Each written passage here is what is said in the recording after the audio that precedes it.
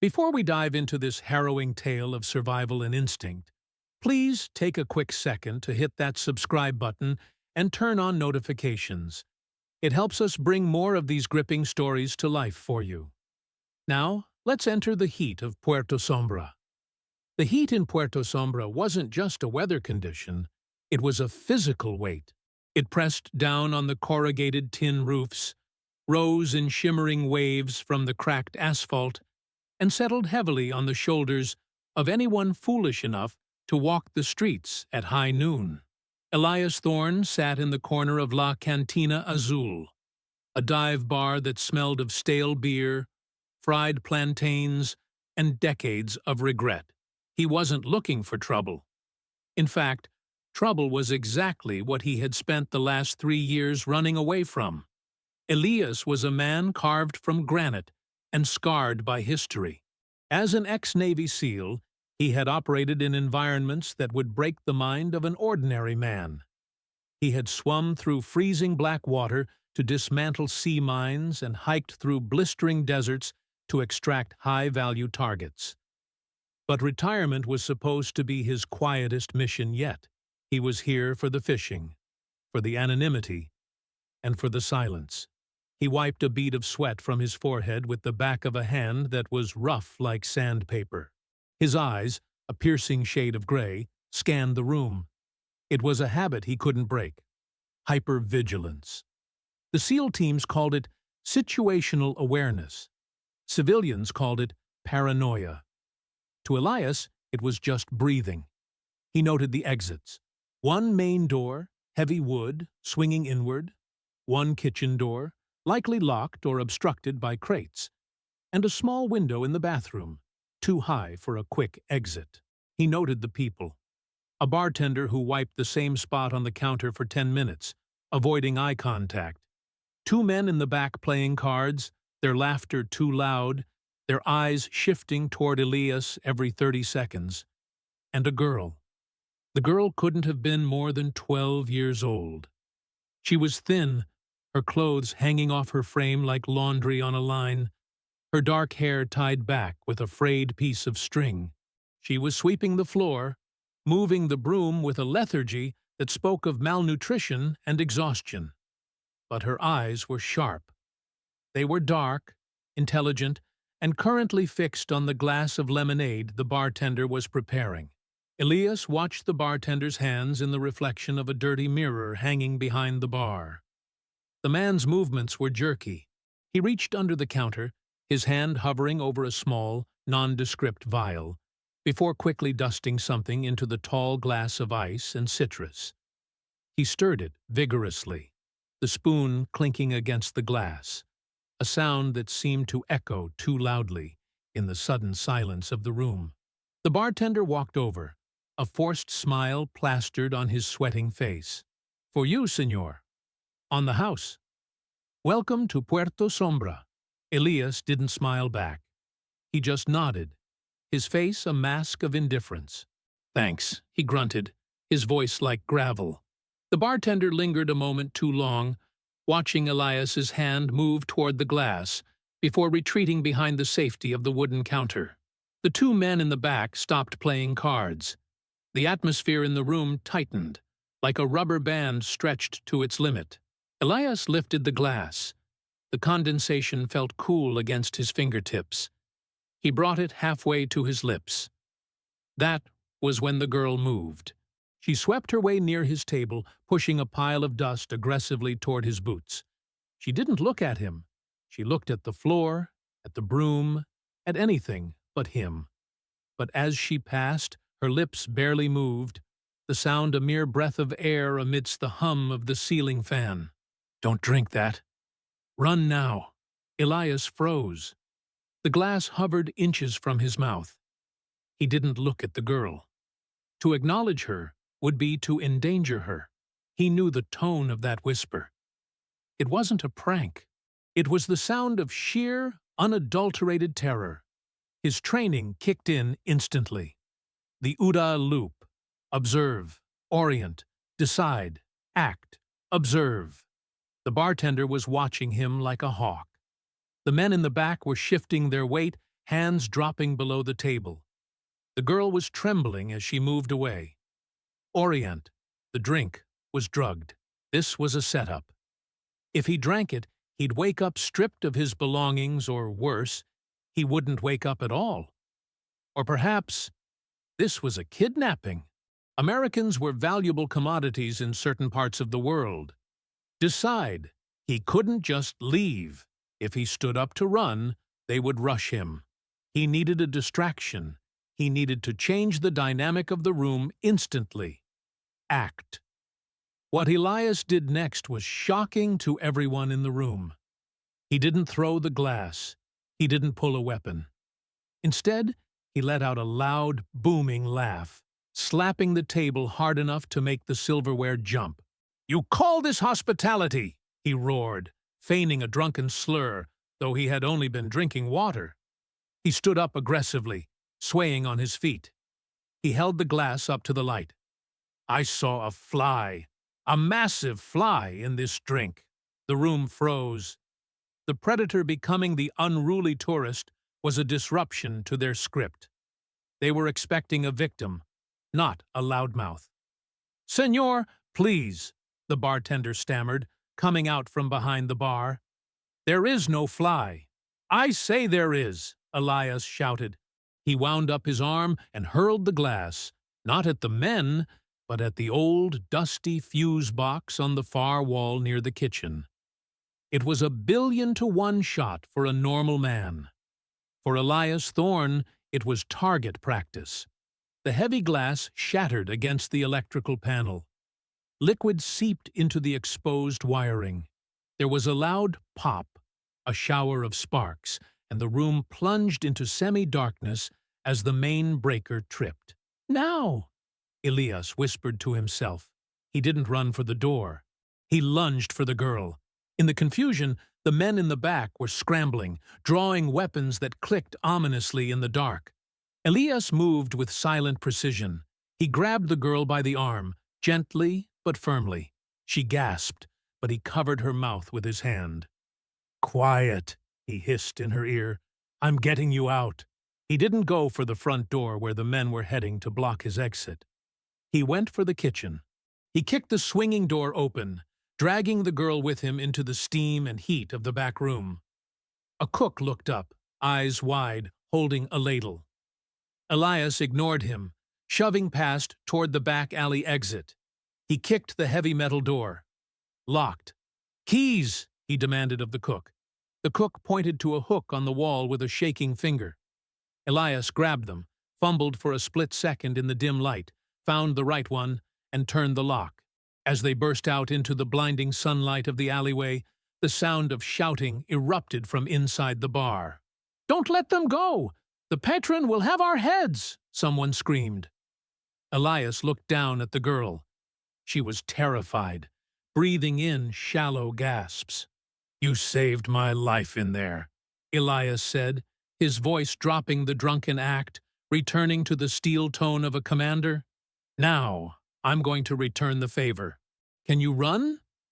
The girl looked at his size, then at the door where the men were banging to get out. She nodded, her eyes fierce. "Yes, then run," Elias commanded. "Follow me. Do exactly as I do." They took off down the alley, the dust kicking up around their heels as the metal door behind them burst open. The alleyways of Puerto Sombra were a labyrinth of crumbling brick, hanging laundry lines and stray dogs. To a tourist, it was a maze.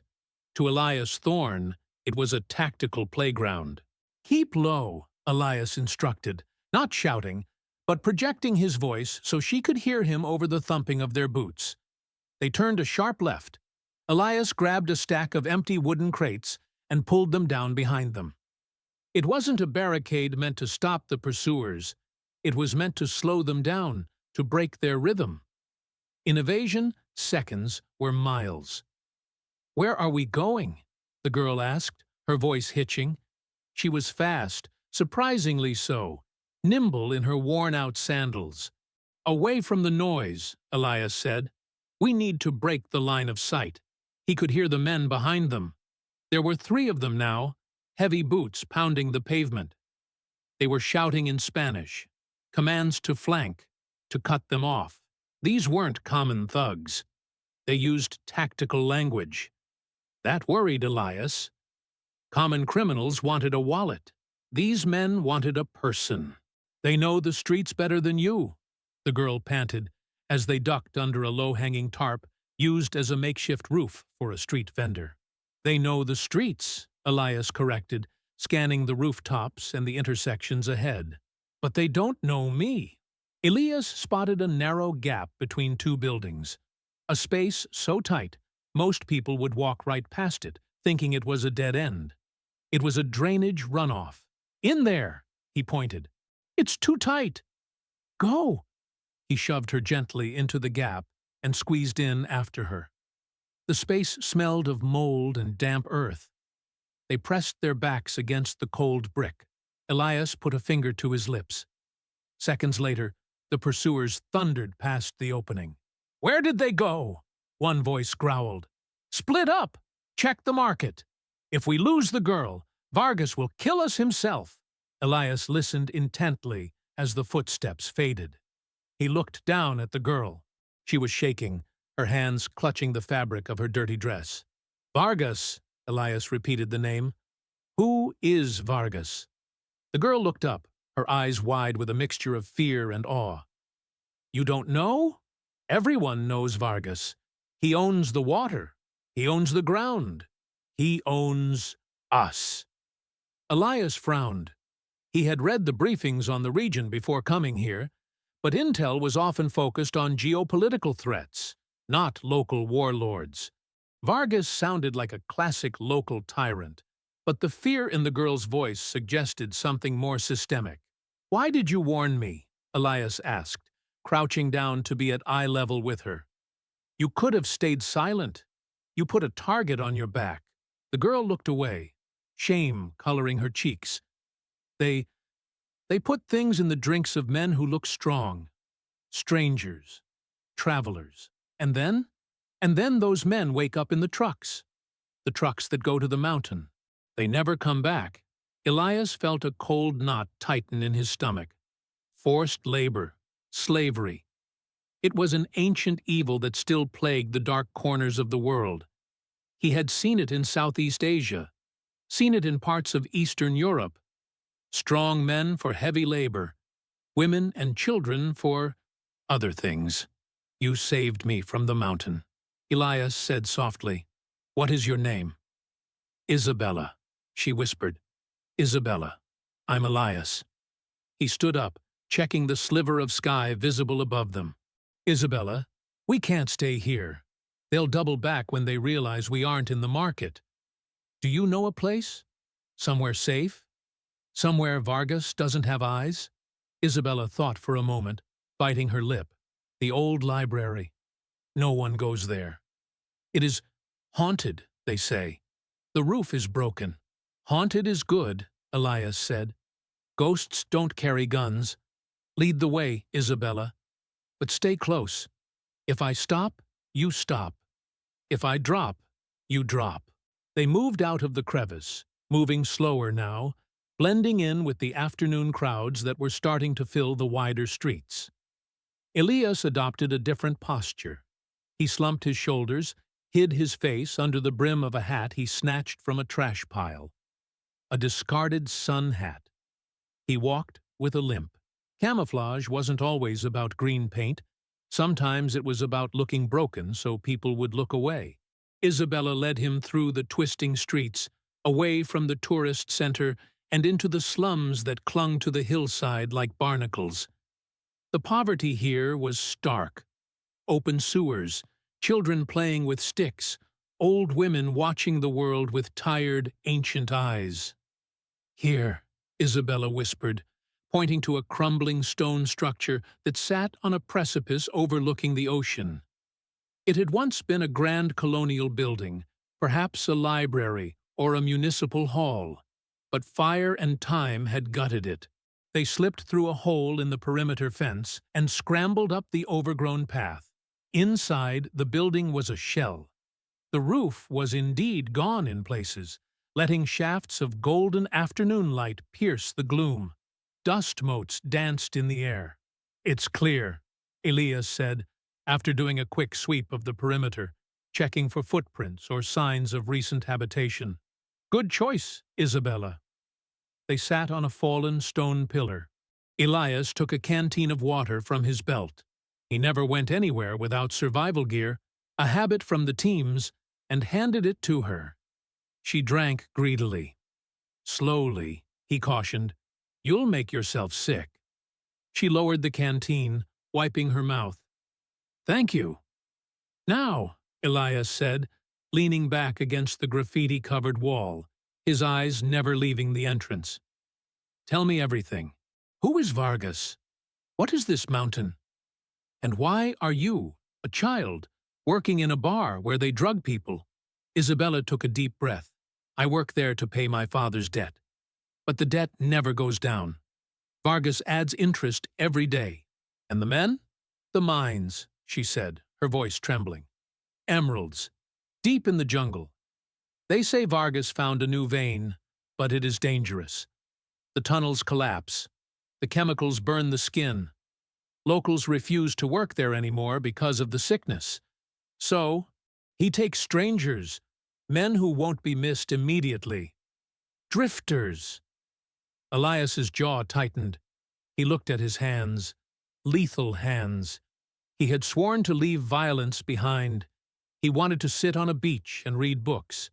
He wanted to forget the sound of gunfire. But he looked at Isabella.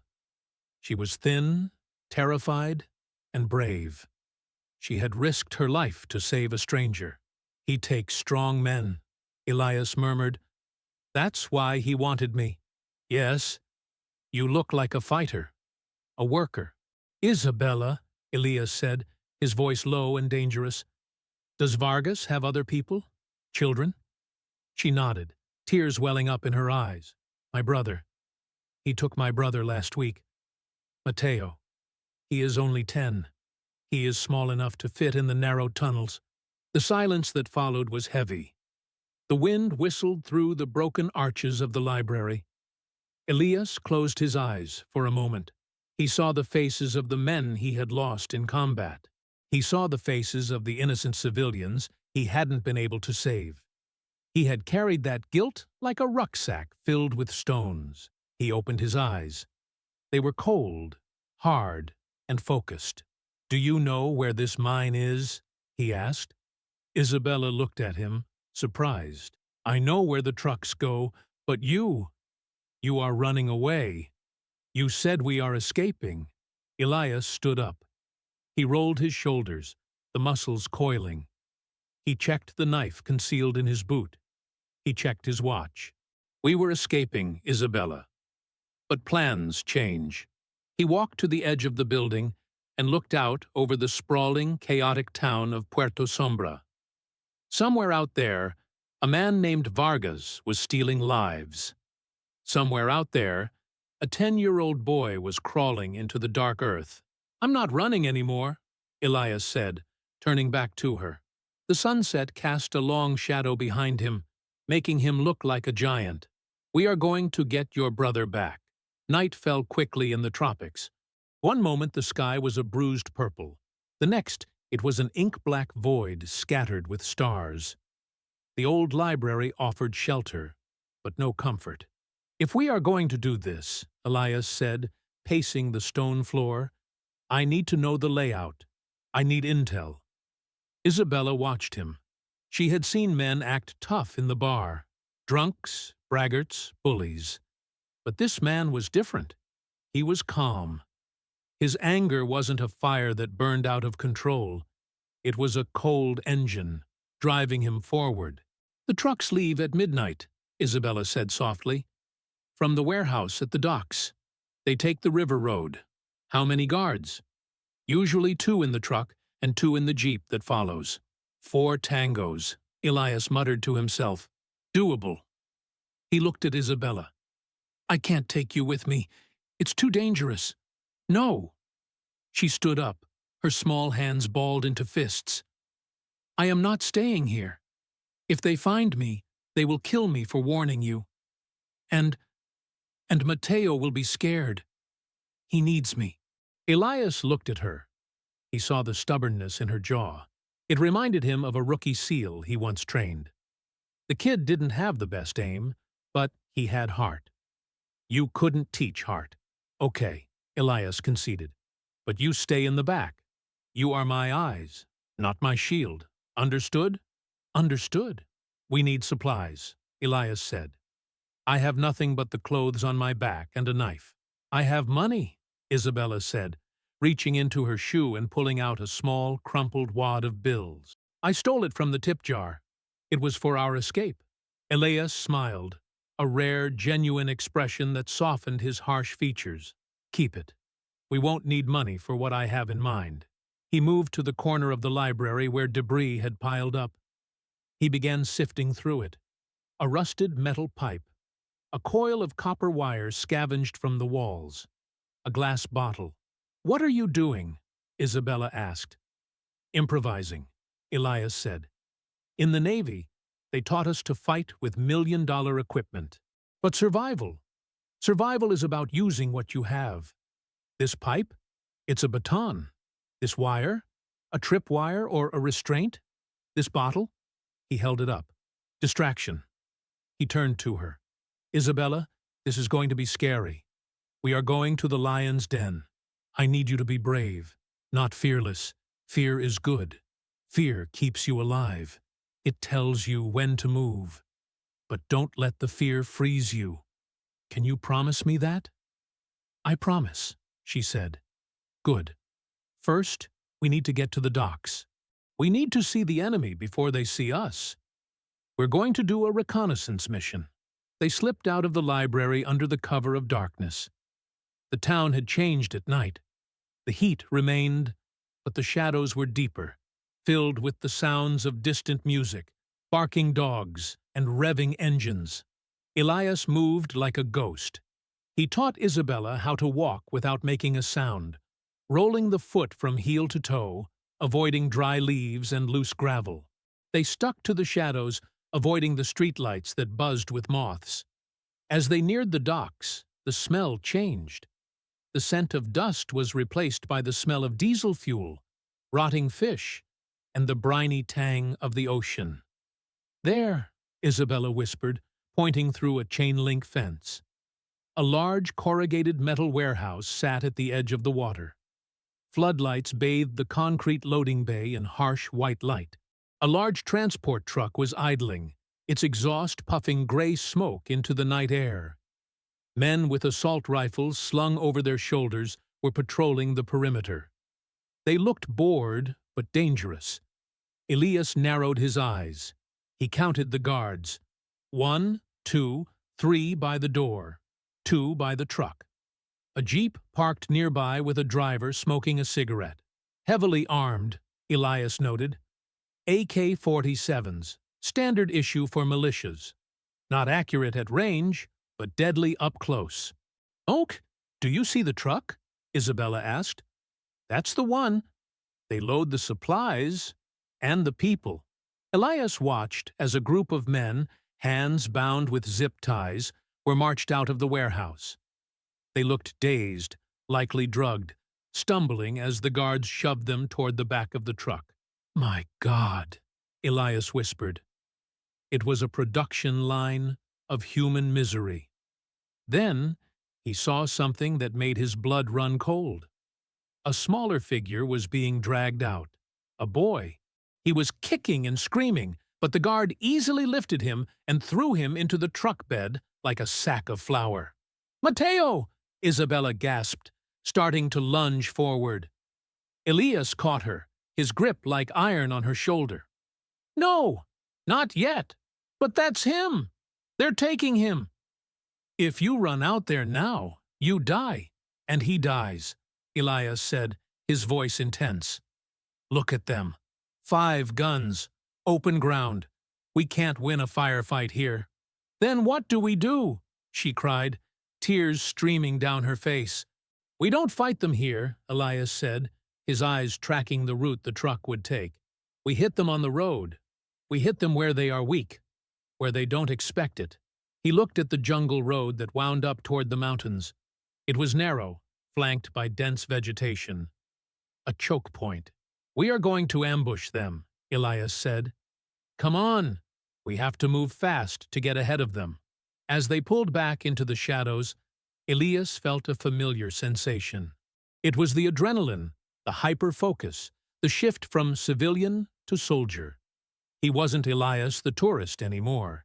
He was Commander Thorne, and he was about to go to war. The jungle at night was a cacophony of sound. Crickets sawed their legs together in a rhythmic drone, tree frogs chirped like broken alarms, and the wind rustled the high canopy like the skirts of a giant dancer.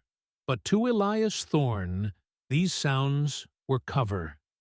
They were the white noise that would mask his movements. They had reached La Garganta, the throat. It was a section of the mountain road where the asphalt narrowed significantly, flanked by a sheer cliff drop on one side and a dense wall of rock and vines on the other. It was the perfect choke point. In military terms, it was a fatal funnel. Once a vehicle entered, it had no room to maneuver. It could only go forward or backward. And Elias intended to deny them both options.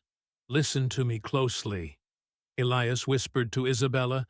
They were crouched in the brush about 20 feet above the road, hidden by the thick, waxy leaves of a plantain tree. "When the first vehicle hits the turn, I'm going to initiate the stop. It will be loud. There will be fire. You do not move. You do not scream. You stay flat against the earth until I come for you. If I don't come back in 10 minutes, he paused, handing her the small knife he had taken from his boot earlier, having upgraded his own arsenal with a sharpened heavy branch and a heavy rock. "You run back to town. You hide." Isabella took the knife, her hands trembling, but her eyes steady. "You will come back." "I intend to." Elias moved down the slope, his body low to the ground. He had prepared the ground carefully. He didn't have explosives, but he had physics. He had leveraged a massive, rotting log on the ledge above the road, held in place by a wedge of stone he had loosened. A hard shove was all it would take to send tons of timber crashing down onto the hood of the lead vehicle. He waited. Time seemed to stretch. This was the hardest part of any mission. The wait. The mind had time to wander, to doubt, to replay every mistake of the past. Elias pushed those thoughts away. He focused on his breathing. In for 4, hold for 4, out for 4, hold for 4. Box breathing. It lowered the heart rate and sharpened the focus. Then he saw them. Twin beams of light cut through the darkness, swinging wildly as the vehicles navigated the switchbacks below.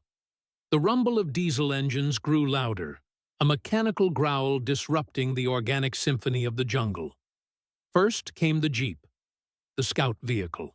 2 men in the front, one standing in the back holding onto a roll bar, a rifle slung lazily over his shoulder. They were complacent. They owned this road. They didn't expect resistance. Behind them rumbled the heavy transport truck, its canvas back swaying. Elias waited. He let the Jeep pass his position. His target wasn't the scouts. It was the truck. If he hit the Jeep, the truck would stop further back and reverse away. He needed to trap the truck. The Jeep rounded the bend. The truck entered the kill zone. "Now!" Elias grunted. He threw his shoulder against the stone wedge. It groaned, shifted, and then gave way. The massive log, slick with moss, tumbled over the edge. It didn't hit the truck directly. That would have killed the driver and potentially caused the truck to careen off the cliff. Elias wanted to stop them, not massacre them. The log slammed into the asphalt 10 feet in front of the truck, with a sound like a bomb going off. The driver slammed on the brakes. Tires screeched, burning rubber scent filling the air. The truck fishtailed, blocking the entire road. The Jeep ahead, hearing the crash, slammed on its brakes too, skidding to a halt 50 yards down the road. Chaos erupted. "Ambush! Ambush!" someone screamed in Spanish. Elias was already moving. He didn't stay where he had launched the attack. That was rule number 1 of guerrilla warfare. Shoot and move. Never let the enemy fix your position. He slid down the embankment behind the truck, landing silently in the drainage ditch. The 2 guards from the truck cab spilled out, rifles raised, shouting into the darkness ahead, assuming the attack came from the front. They were looking at the log. Elias rose from the shadows behind them like a wraith. He struck the first man with the heavy branch, a precise, controlled blow to the nerve cluster in the shoulder. The man's arm went dead, his rifle clattering to the ground. Before the man could scream, Elias swept his legs, sending him crashing into the dirt, unconscious before he hit the ground. The second guard spun around, eyes wide with panic. He raised his weapon, but Elias was inside his guard range. Elias grabbed the barrel of the rifle, redirecting it skyward as a burst of gunfire shattered the night air. The muzzle flash illuminated Elias's face, grim, determined, terrifying. With a swift motion, Elias disarmed the man and delivered a palm strike to the chest, winding him, followed by a sleeper hold. The guard slumped into his arms seconds later. "Clear," Elias whispered. But the jeep was reversing. The 3 men from the lead vehicle were coming back, weapons hot. They saw the truck stopped, the guards down. They opened fire, bullets pinging off the metal frame of the truck. Elias dove under the chassis of the truck. He was pinned. "Come out! We will kill you!" the leader shouted. Elias checked the magazine of the rifle he had seized. Full. He had the advantage of cover, but they had numbers. He needed to end this quickly before they flanked him. He saw their feet moving under the gap of the truck. They were advancing, confident. Elias rolled out from the other side of the truck, sprinted to the fuel tank, and used the mirror to gauge their distance. He didn't shoot them. He shot the tire of the jeep, which was now close to them. Pow! The tire exploded, the rim grinding into the asphalt. The sudden noise startled the gunman. In that split second of distraction, Elias stepped out. He didn't fire to kill. He fired into the asphalt at their feet. Dust and asphalt fragments sprayed up. "Drop it!" Elias roared, his voice projecting with the authority of a man who had commanded battalions. "Navy SEAL, drop the weapons or you die right now." The psychological shock was immense. They expected a rebel, a rival gang member. They didn't expect a frantic, English-speaking demon claiming to be special forces. The hesitation was all Elias needed. He closed the distance, weapon raised. The leader, realizing he was outmatched in skill if not firepower, dropped his gun. The others followed suit. "On your knees! Hands on heads!" Elias kicked their weapons over the cliff edge. He quickly zip-tied their hands using the plastic cuffs he found on the first guard's belt. Silence returned to the road, save for the idling engine of the truck. "Isabella! Clear!" Elias shouted. A moment later, the small girl slid down the hill, her eyes wide as she looked at the subdued men. "Check the truck," Elias commanded, keeping his aim on the prisoners. "Is he there?" Isabella scrambled to the back of the truck. She undid the latches and threw open the canvas. "Mateo!" she screamed.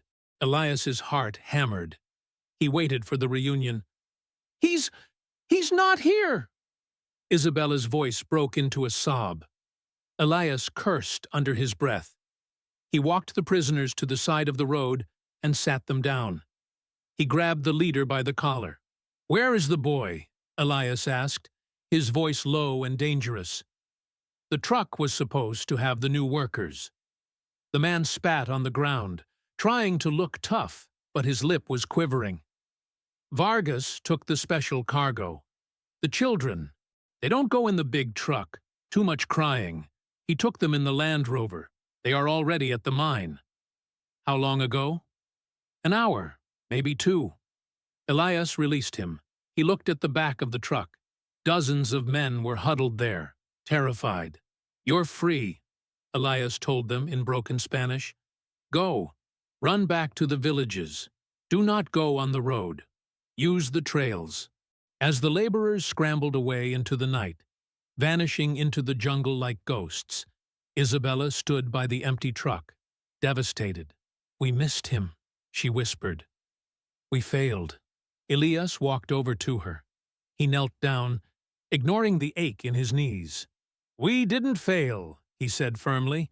We just changed the battlefield. We secured intel. We know exactly where he is. And now, he picked up one of the discarded AK-47s and checked the sights. We have the tools to get him back. He looked up at the looming dark shape of the mountain peak. Somewhere up there was the mine. The easy part is over, Elias said. Now we have to enter the jungle. They abandoned the vehicles. The road would be swarming with reinforcements within the hour, once the radio silence from the convoy was noticed. Elias knew that Vargas would send a hit squad. The road was a trap now. We go on foot, Elias said, leading Isabella into the dense undergrowth. Straight up the slope. It's steeper, harder, but it's the last place they will look. The jungle of Puerto Sombra was a living entity, and it was hostile. The heat didn't dissipate with the night. It hung heavy and wet, sticking to their skin like plastic wrap. Vines snagged at their clothes, and thorns tore at their skin. Step where I step, Elias instructed. He moved differently now. In the town, he walked like a man. Here, he moved like an animal. He lifted his knees high to avoid tripping, placed his feet flat to distribute his weight and silence the crunch of dry leaves. Why are we walking like this? Isabella whispered, struggling to keep up. It's called the fox walk, Elias explained quietly, turning it into a lesson to keep her mind off the fear. If you land on your heel, you commit your weight. If you step on a twig, snap, you can't take it back. Roll the foot. Feel the ground before you put your weight down. Isabella tried it. She was clumsy at first, but she was a quick learner. She had grown up on the streets.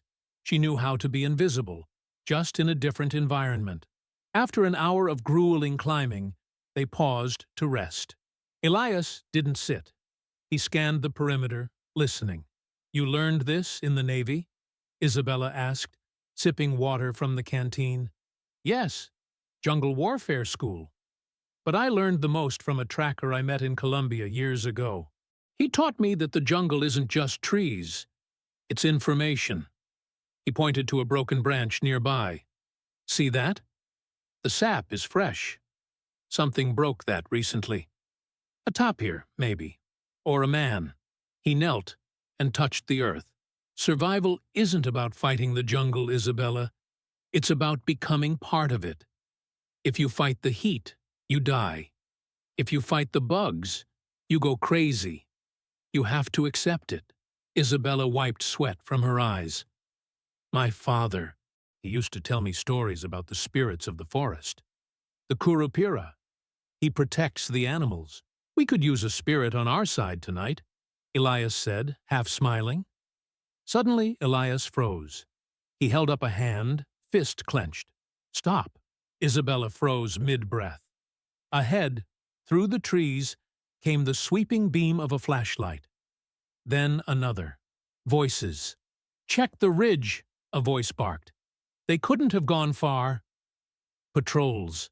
They were already hunting. Elias signaled Isabella to get low. They pressed themselves into the hollow of a massive root system of a ceiba tree. The damp earth smelled of decay. A large centipede crawled over Elias's boot, but he didn't flinch. He didn't even blink. The patrol was close. 3 men. They were moving loudly, hacking at the vegetation with machetes. They were angry and careless. I hate this place, one guard grumbled, passing just 10 feet from their hiding spot. Why are we chasing ghosts? They probably took the truck back to town. Vargas is paranoid, the other replied. He thinks it's the Americans, the DEA. Elias controlled his breathing. If he engaged them, the gunshots would draw every guard within 5 miles. This had to be a ghost passage. They waited until the voices faded into the distance. Only then did Elias exhale. Close, he whispered. Too close, Isabella agreed, her face pale in the moonlight filtering through the leaves. We need to move faster, Elias said. They are tightening the net. But they are making a mistake. What mistake? They are looking for a squad. They are looking for noise. They aren't looking for 2 shadows. They pressed on. The terrain grew harsher. They had to cross a ravine, balancing on a slippery, moss-covered log over a drop that disappeared into darkness. Elias went first, then guided Isabella across, holding her hand firmly. Her trust in him was absolute now. He wasn't just a stranger anymore. He was her protector. As dawn began to break, painting the sky in shades of violent orange and bruised purple, they reached the crest of the ridge. Elias pulled out a small pair of binoculars he had looted from the truck driver. He lay on his stomach, peering over the edge. There, he said grimly. Isabella crawled up beside him. The black vein. Below them, carved into the side of the valley like an open wound, was the mine. It was a sprawling complex of mud, machinery, and misery. Diesel generators chugged, spewing black smoke. High-powered floodlights illuminated the perimeter, which was fenced with razor wire. Watchtowers stood at the corners. In the center was a gaping hole in the earth, the mine entrance. But what made Elias's stomach turn wasn't the machinery.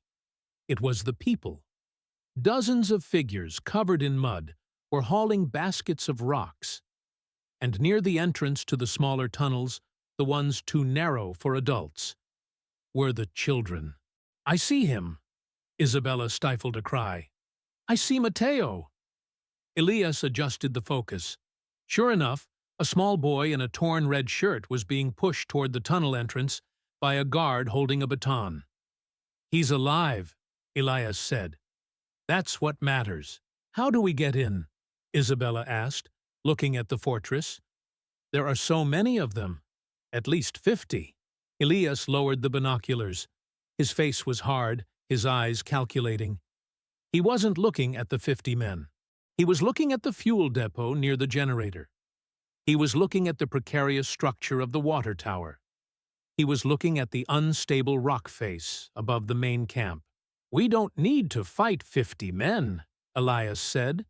We just need to make them wish they were somewhere else. How? Asymmetrical warfare, Elias said. We are going to turn their own base against them. We're going to create a diversion so big that Vargas won't know which way is up. And in that chaos, we grab Mateo and we run. And if they catch us? Elias looked at the sun rising over the jungle, illuminating the scars on his knuckles. Then we make sure it costs them everything. The perimeter of the mine was designed to keep people in, not just to keep people out. The chain-link fences were topped with inward-facing barbed wire. The guards patrolled in pairs, and Elias noticed they were disciplined. These weren't the sloppy drunks from the bar. These were mercenaries. They held their weapons correctly. They checked their corners. Vargas hired pros, Elias muttered. Ex-military. Maybe cartel enforcement. They had moved down from the ridge and were now positioned in the dense fern line just 50 yards from the east fence. The smell of the mine was overpowering here. Sulfur, diesel, and human sweat. What is the plan? Isabella asked. She was exhausted, her legs covered in scratches, but the sight of her brother had given her a second wind. We need to split their attention, Elias said. He pointed to a large rusted tank on the far side of the compound. That's the diesel reserve for the generators. If that goes up, they lose power and they panic. but I can't get there from here without being seen. He scanned the area again. His eyes landed on a drainage pipe, half submerged in a slurry of muddy water, running under the fence. That's our way in. It looks small, Isabella said. It's tight, Elias agreed, and it's going to smell terrible. But it leads right behind the maintenance shed. We crawl in, we plant a distraction, and we move to the tunnel entrance. They stripped off any loose gear that might snag. Elias kept the AK-47, but slung it tight across his back. He took the bottle of high-proof alcohol he had saved from the bar fight. He hadn't used it at the ambush, saving it for a moment like this. He ripped a strip of cloth from his shirt and stuffed it into the neck. A Molotov cocktail. Crude, but effective. They belly-crawled through the mud toward the pipe. The stench was bile-rising, chemical runoff mixed with sewage. Elias went first, clearing the spiderwebs and debris. The pipe was claustrophobic. The water rose to their chins. Elias could hear Isabella's panicked breathing behind him. "Keep moving," he whispered, his voice echoing in the metal tube. "Focus on my boots. Don't look at the walls." They emerged inside the compound, behind a stack of rusted mining carts. They were covered in slime, indistinguishable from the mud of the mine itself. Perfect camouflage. Elias peeked around the corner. The maintenance shed was empty, but the main yard was busy. He saw Vargas then. The man was easy to spot. He wore a pristine white linen suit, in the middle of a mud pit. He was standing on a wooden platform, smoking a cigar, watching the children work. He held a cane, not for walking, but for pointing, for commanding. "Faster!" Vargas yelled, his voice carrying over the noise of the crushers. "The quota is light today. No food until the quota is met." Isabella trembled with rage beside Elias. "I want to kill him."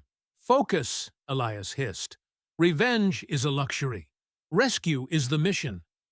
Elias spotted the generator block. It was guarded by one man who looked bored, leaning against the humming machinery. "Okay," Elias said. "Here is the play. I'm going to take out the generator guard. I'm going to rig the fuel tank to blow. Once the explosion hits, the lights go out. The guards will rush the fire. You and I sprint for the tunnel entrance. We grab Mateo. We go out the back way, up the ventilation shaft I saw on the schematics in the truck." "Wait!" Isabella grabbed his arm. "Schematics? You saw a map?" "In the glove box of the Jeep while you were checking the truck." "Always gather intel." Elias tapped his temple. "There is an old air shaft at the back of the mine. It's steep, but it leads to the surface away from the fence. Ready?" "Ready." Elias moved. He didn't run. He stalked. He used the noise of the rock crushers to mask his footsteps. He came up behind the generator guard. The man never heard him. Elias wrapped his arm around the man's throat, dragging him into the shadows of the machinery. A brief struggle, and the man went limp. Elias lowered him gently. He pulled the Molotov from his belt. He took a lighter from the guard's pocket. He lit the rag. The flame danced, hungry and yellow. He didn't throw it yet. He placed it carefully near a pile of oil-soaked rags underneath the main fuel line. It would take a minute to catch, to heat the line, to cause the rupture. A time delay. He sprinted back to Isabella. "It's done. We have maybe 60 seconds. Move closer to the tunnel." They crept toward the mine entrance. The guards were focused on the workers, yelling and shoving. Mateo was disappearing into the black maw of the earth, carrying a heavy pickaxe. "Mateo!" Isabella whispered, too quiet to be heard. Elias checked his watch. 3, 2, 1. Boom! The explosion was deafening. A fireball erupted from the generator station, rolling up into the sky like a dragon. The ground shook. The floodlights flickered and died. The mine was plunged into the gray light of early dawn, illuminated only by the raging fire. "Fire! Fire at the generator!" Screams erupted. "Sabotage! Secure the perimeter!" Guards began running toward the explosion, leaving their posts. Chaos. Panic. "Go! Go! Go!" Elias yelled. He and Isabella broke cover. They sprinted across the muddy open ground. A guard turned, seeing them. "Hey, you!" Elias didn't slow down. He raised the AK-47 and fired a warning burst over the guard's head. The man ducked. Elias wasn't trying to kill, he was trying to suppress. They reached the mouth of the tunnel. Elias grabbed a lantern from the wall. "Matteo!" Isabella screamed into the dark. From the shadows, a small, soot-covered face appeared. Matteo dropped his pickaxe, his eyes wide with disbelief. "Isabella!" She grabbed him, hugging him fiercely. "We have to go. Now!" "Into the tunnel," Elias commanded, shoving them forward. "Deeper! We have to get to the air shaft." As they ran into the suffocating darkness of the mine, the sound of shouting guards echoed behind them. They were inside. They had the boy. But now, they were trapped underground, and the enemy was blocking the only way out they knew. Elias looked at the wooden support beams above them. They were rotting. "This whole place is a tomb," he muttered to himself. "Let's hope we aren't digging our own graves." The darkness inside the mine wasn't simply an absence of light. It was a physical weight. It pressed against their eardrums and filled their lungs with the taste of ancient dust and stagnant air. Elias, leading the way with the stolen lantern dimmed to its lowest setting, felt the mountain closing in around them. "Stay close to the wall," Elias whispered, his voice barely audible over the distant, chaotic shouting from the mine entrance behind them. "Touch the rock with your left hand. Keep contact. If you feel the wall end, stop immediately." Matteo was sobbing quietly, his small body shaking. Isabella held his hand so tight her knuckles were white. "It's okay, Matteo," she murmured. "He is a soldier. He is getting us out." "We aren't out yet," Elias said, his tone grim but calm. "We are in the veins. These are exploratory tunnels. Illegal mines don't follow safety codes. They dig until the rock groans. Then they dig a little more." He paused, holding up a hand. The sound of boots splashing in water echoed from the tunnel behind them. The pursuers were inside. "They are coming," Isabella whispered, terror spiking in her voice. "Let them come," Elias said. He handed the lantern to Isabella. "Hold this. Shine it down that corridor. Go 10 paces, then turn it off and hide behind that pile of rubble. Do not make a sound." "What are you going to do?" "I'm going to close the door." Elias moved back toward the intersection they had just passed. He had noticed a support beam earlier, a thick timber that was visibly bowed, struggling under the immense weight of the ceiling. It was a widowmaker, a structural failure waiting to happen. He found a heavy iron pry bar lying in the mud, discarded by a worker. He jammed it behind the timber. The voices of the guards grew louder. Beams of light danced on the wet walls of the tunnel, getting closer. "I see a light ahead," one guard shouted. "They went left." Elias waited. He needed them to commit to the tunnel. He needed them close enough to be stopped, but far enough not to be crushed. He wasn't an executioner. He was an escape artist. When the lead guard was 20 feet away, Elias threw his weight against the pry bar. The timber groaned, a sound like a dying beast. Wood splintered. "Back! Get back!" the lead guard screamed, realizing too late what was happening. With a deafening crack, the beam gave way. The ceiling didn't collapse entirely, but a cascade of rocks and shale poured down, creating a thick curtain of debris that blocked the tunnel. Dust billowed out, choking the air. Elias sprinted back to Isabella and Matteo, coughing. "Move!" he ordered. "That won't hold them forever, but it buys us 10 minutes. Maybe 15, if they are scared of a cave-in." They pushed deeper into the earth. The air grew hotter as they descended before rising again. Elias was navigating by memory of the map he had glanced at for 10 seconds in the Jeep. He was relying on his internal compass and the airflow. "Feel that?" Elias asked, stopping at a fork in the tunnel. Isabella wiped grime from her face. "Feel what?" "The breeze. It's cool. Fresh air." He pointed to the right, into a narrow, jagged fissure that looked more like a crack in the earth than a tunnel. "That way." "That looks too small," Matteo whimpered. "The air is getting in, which means we can get out," Elias said. "Trust the air.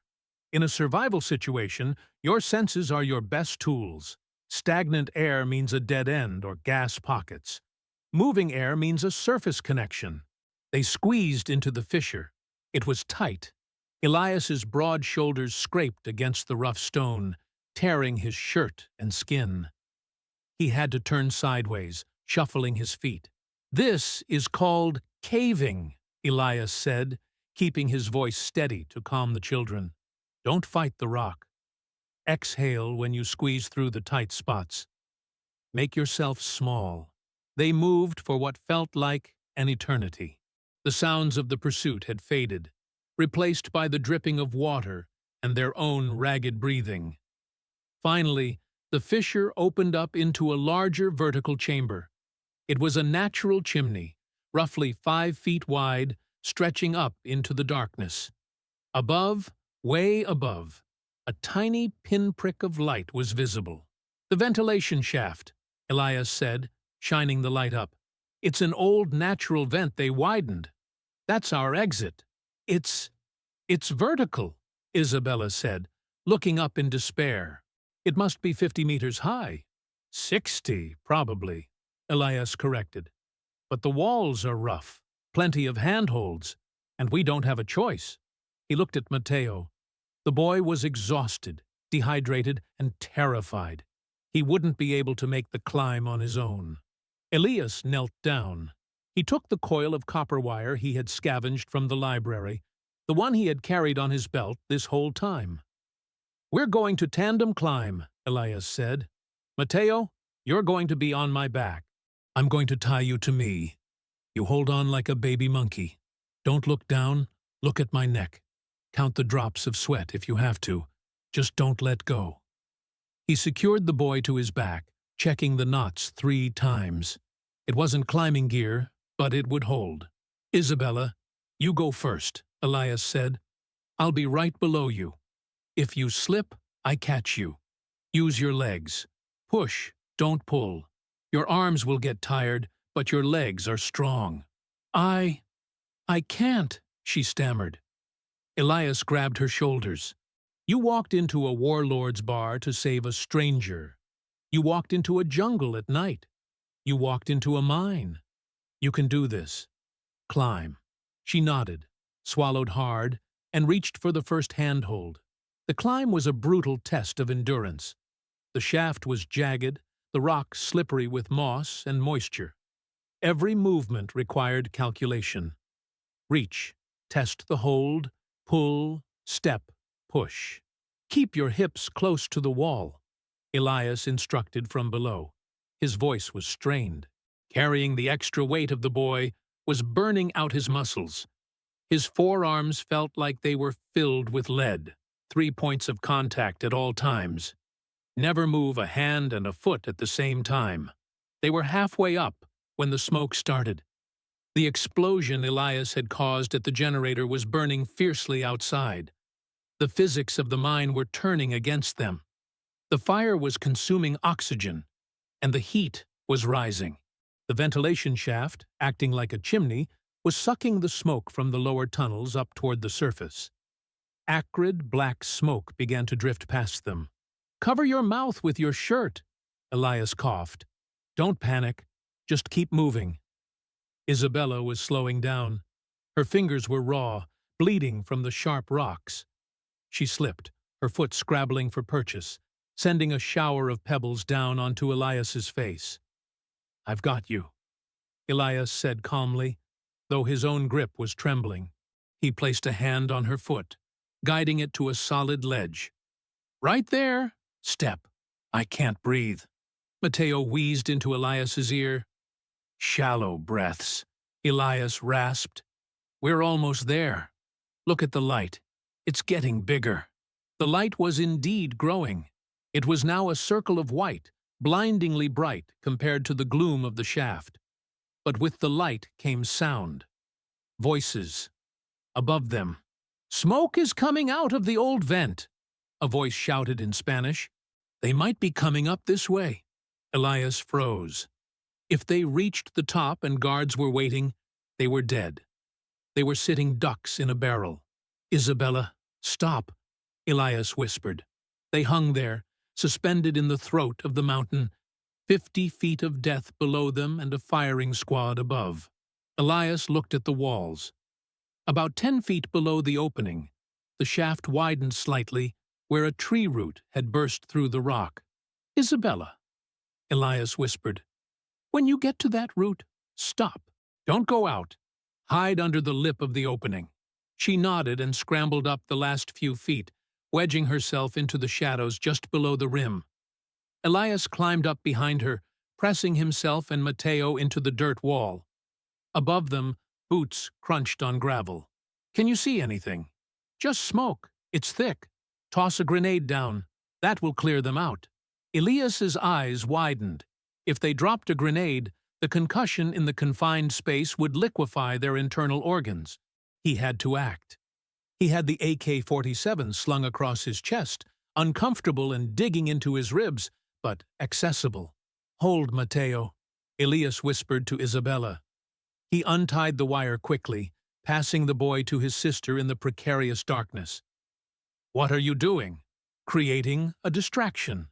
Elias reached into his pocket and pulled out a handful of loose bullets he had taken from the guards earlier. He also took a heavy stone. He waited. He listened to the position of the voices. Do it. Throw the grenade. Wait, I have to prime it. Elias didn't wait for the pin to be pulled. He aimed the AK-47 straight up, not at the opening, but at the rock rim opposite where the guards were standing. He fired a single shot. Bang! The sound was deafening in the shaft. The bullet ricocheted off the hard stone, whining out into the jungle air away from the guards. Sniper! In the trees! Elias roared in Spanish, throwing his voice as best he could, hoping the echo of the shaft would distort the origin. The guards, hearing the ricochet fly past them and a shout that sounded like it came from the jungle, panicked. Contact! West Ridge! They opened fire into the trees, turning their backs to the hole. Now, Elias hissed. He scrambled up the last 10 feet with a burst of desperate energy. He vaulted over the rim of the hole. The two guards were firing blindly into the jungle. Elias didn't shoot them. He swept the legs of the first man, sending him tumbling down the slope. The second man spun around, but Elias was already there. A swift strike to the solar plexus, followed by a hook to the jaw. The man went down. Clear! Up! Up! Isabella pulled herself up, dragging Mateo. They collapsed onto the jungle floor, gasping for air that tasted of smoke and humidity, but was sweetly, wonderfully free. Don't stop, Elias urged, pulling them to their feet. The shots will draw everyone. They ran, not away from the mine, but up, towards the dense cloud forest of the higher peaks. They ran until their lungs burned and their legs felt like jelly. Only when the sounds of the mine were a distant hum did Elias allow them to collapse. They lay in the ferns, looking up at the canopy. Sunlight filtered through the leaves in dappled patterns. A macaw screeched overhead. We did it, Mateo whispered, his face streaked with tears and soot. Elias sat up, checking the magazine of his rifle. He had 12 rounds left. He looked at his own hands. They were bleeding, covered in mud and oil. We are out of the mine, Elias said heavily. But we aren't out of the woods. Vargas won't stop. He can't let us go. We know too much. We know about the children. Isabella sat up, wiping her face. She looked older now. The innocence of the girl in the bar was gone. replaced by the steel of a survivor. "Where do we go?" she asked. "We can't go back to Puerto Sombra. He owns the police." Elias looked at the map in his head. To the north was the border. It was a 3-day trek through some of the most hostile terrain on the continent. Jaguar country. Snake country. "We go north," Elias said, "to the river. If we can find a boat, we can make it to the coast, past his territory." He stood up, offering a hand to the children. "But first," Elias said, looking at the tracks they had left in the soft mud, "we have to deal with the fact that we are being hunted." The jungle had eyes. Elias could feel them. It had been 4 hours since they escaped the shaft. They were moving through high-altitude rainforest now. The air was thinner, cooler, but the vegetation was just as dense. Elias stopped suddenly. He held up a fist. "What is it?" Isabella whispered. Elias pointed to a broken fern frond. "Someone was here, recently." He knelt down. The print of a boot. Not a worker's sandal, and not the standard military boot of the guards. This was a specialized hiking boot. Vibram sole. Expensive. "Trackers," Elias said, his voice dropping to a growl. "Mercenaries. Vargas has called in the specialists." He knew the type. Men who hunted humans for sport and money. They wouldn't rush like the guards. They would be patient. They would wait for a mistake. "We can't outrun them," Elias said, analyzing the terrain. "Mateo is slowing down. They are moving faster than us." He looked at the children. They were exhausted. If he kept pushing them, they would collapse, and then they would be caught. "We have to change the game," Elias decided. "Isabella, take Mateo. Keep heading north. See that peak? That's your landmark. Don't stop. Don't look back." "Where are you going?" Fear gripped her eyes. "I'm going to buy you time." "No! You can't leave us." "I'm not leaving you," Elias said gently, placing his hands on her shoulders. "I'm securing your rear. I'm going to lead them away. I'll circle back and find you at the river." "Promise?" Mateo asked. "I promise. Now go." He watched them disappear into the green wall of the jungle. Then, Elias Thorne turned back the way they had come. He took a deep breath. He was alone now. No children to protect. No need to be quiet for their sake. He could fully embrace the training that had been drilled into him over a decade of service. He wasn't the prey anymore.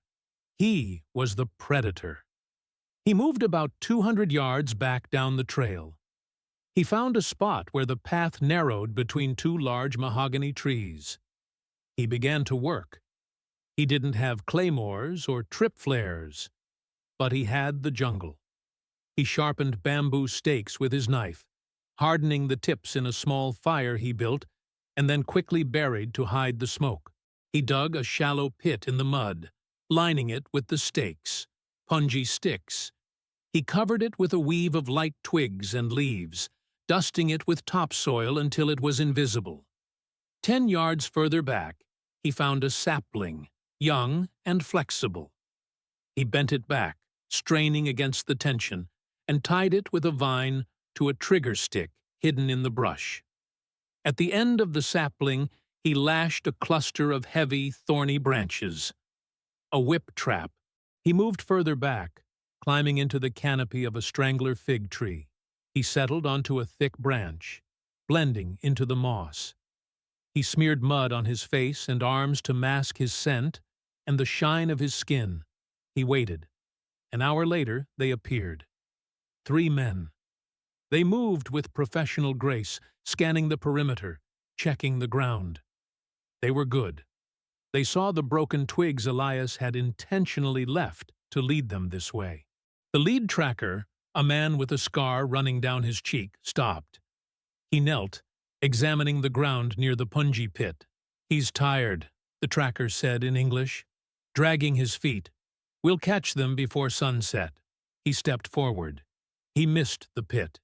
Elias had placed it not on the obvious path, but on the likely path of avoidance. When the tracker stepped around a puddle, he stepped right onto the false floor. Crack. The man fell. A scream of agony tore through the jungle as the bamboo stakes pierced his calf. Contact! Trap! The other two men spun around, weapons raised, scanning the trees. Where is he? Watch the wires. The second man backed up, moving toward the brush for cover. He brushed against the vine trigger. Swish! Thwack! The sapling whipped around with bone-breaking force. The thorny branches slammed into the man's chest and face, knocking him backward off his feet, his rifle flying into the undergrowth. 2 down, 1 standing. The third man, the calmest of the group, didn't panic. He dropped to a knee behind a tree, scanning the canopy. I know you're there, American, the man shouted. Come down, let's finish this. Elias watched him through the sights of his AK-47. He had the shot, center mass. It would be easy, but Elias didn't fire. He remembered the girl. He remembered the boy. He remembered why he had retired. He didn't want to be a killer anymore. He wanted to be a savior. Killing this man was necessary, perhaps, but Elias wanted to send a message that would make Vargas stop. He shifted his aim. He fired. The bullet struck the tree trunk inches from the mercenary's face, sending a shower of bark into his eyes. The man flinched, blinded momentarily. Elias dropped from the tree, landing silently behind him. Before the mercenary could wipe his eyes, Elias was on him. He didn't use the knife. He used his hands. He disarmed the man, twisted his arm behind his back, and slammed him against the tree. Listen to me, Elias whispered into the man's ear. You are going to walk back down that mountain. You are going to carry your friends. And you are going to tell Vargas something for me. He pressed the muzzle of the captured pistol into the man's neck. Tell him the jungle belongs to me now. Tell him if he sends more men, they won't come back. Tell him to leave the children alone, or I will come for him. Not for his mine, not for his money, for him. Elias shoved the man forward. Go! The mercenary stumbled, looked at his wounded comrades, then at the ghost-like figure of Elias standing in the shadows. He saw the look in Elias's eyes. It wasn't the look of a desperate fugitive. It was the look of a reaper. The mercenary nodded slowly. He helped the man with the leg wound up. They began the slow, painful limp back down the mountain. Elias watched them go. He didn't feel triumph. He felt exhaustion. He turned north. He had a promise to keep.